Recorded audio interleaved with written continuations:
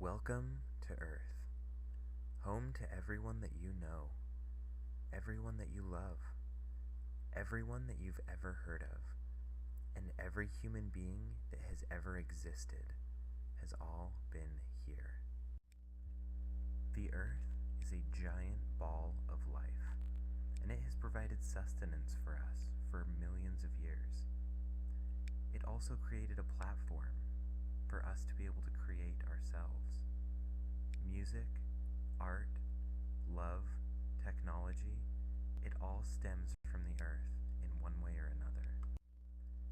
Life as we know it is dependent on the Earth, but the Earth is not dependent on us. The Earth is indifferent. It's been here, soaring through space for 4 billion years, and it will continue to do so long after we are gone. Life is not invincible. We live in a delicate ecosystem that is essential for the continuation of all living things. Just as the Earth has had an astounding impact on all of our lives, we also have an impact on the ecosystem here. Our way of life has changed drastically over the last century, and we're starting to notice the effects. Life is fragile. Life has also become very complex. We live in a world where information is constantly at your fingertips, and all of that comes from energy. From smartphones to supercomputers, from space heaters to industrial warehouses, all of that energy has to come from somewhere. Currently in the United States, 85% of the energy that we use comes from the burning of fossil fuels, such as petroleum, natural gas, and coal. The burning of fossil fuels has been able to keep up with our energy demands for the last couple of decades, but there is a major drawback to it. Burning fossil fuels releases carbon dioxide into the atmosphere, and that has a direct effect both on our climate and on the ecosystem. Many scientists have recognized the dilemma that we're in, and it's led to a rapid growth in the world of renewable energy. Our energy consumption has a direct effect on life, so it's important for us to be educated on which energy we should be using. The chemistry to harness solar energy into power was developed in the mid-19th century, and advances in solar power are always being made. From our perspective here on Earth, the sun is a seemingly infinite source of energy, and it should be utilized. Currently, the price of photovoltaic solar panels is the most expensive form of popular renewable energy sources. However, there has been a gradual decrease in total cost of solar in the past decade or so there is some hope on the horizon for solar energy. The second most expensive form of renewable energy on the market right now is geothermal. Geothermal power uses heat that's generated below the Earth's crust and transforms it into energy.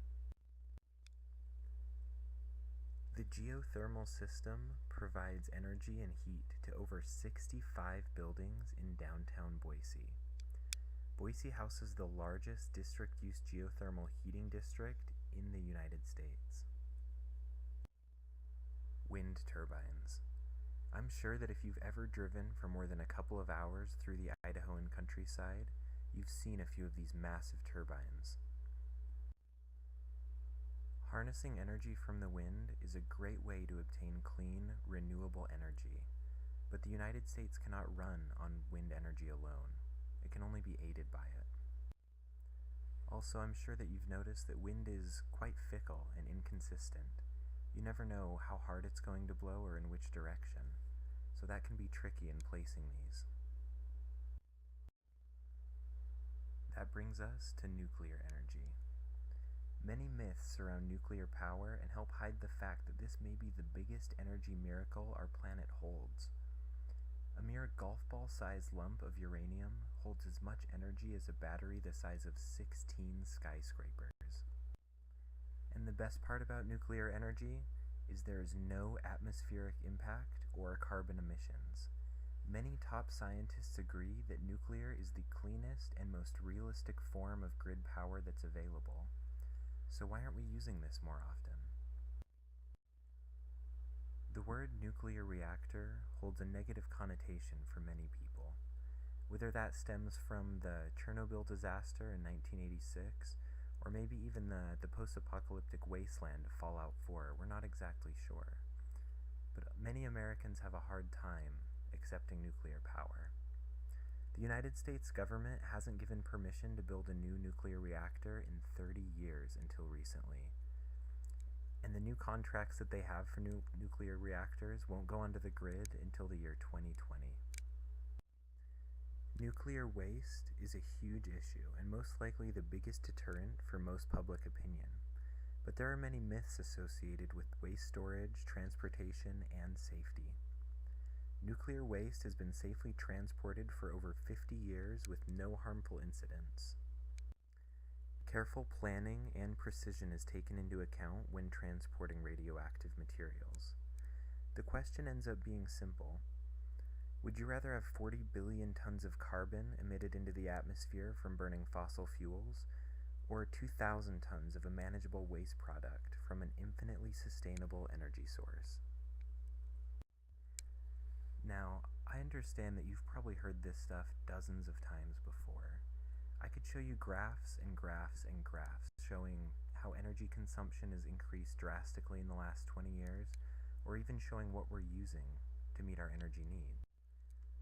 I could tell you about how 2015 is the hottest year on human record so far, or how carbon dioxide emissions in the atmosphere are at unprecedented levels. I could bury you in statistics. Or I could tell you a story about a sad, sad polar bear whose life is being destroyed, whose family has died, who is hungry, searching for food, and whose home is dwindling and shrinking every single day. But ultimately, would it change your mind? This is a global issue, which ends up leaving many of us feeling a little helpless. But individual action is key. The domino effect could be the most important factor of global conservation. Change starts on the individual level, and then it moves up through communities. Boise is a great example of how a community can help to make a change. It's extremely bike-friendly and has over 65 buildings running on geothermal energy.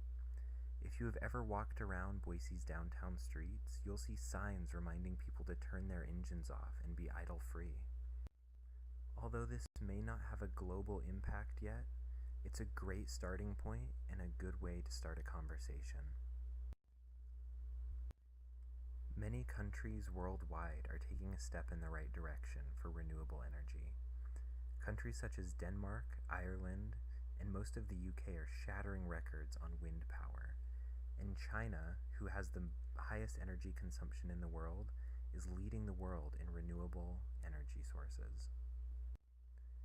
The human race has their backs to the wall, and it's up to each individual to fix the problem at hand. Although Earth is a very tough planet, as it's proved over billions of years, it's still very unethical to change the natural processes that have kept such a perfect balance for so many centuries. Even small contributions like community service, recycling, and reducing your energy footprint can change the world. With non-renewable energy, the human race will be limited to an obvious and predictable fate. However, we can make a change and transition into clean renewable energy for everyone, but it starts on an individual level. When it seems as if all hope is lost and there's no possible way out, just remember that your actions can have the power of God's.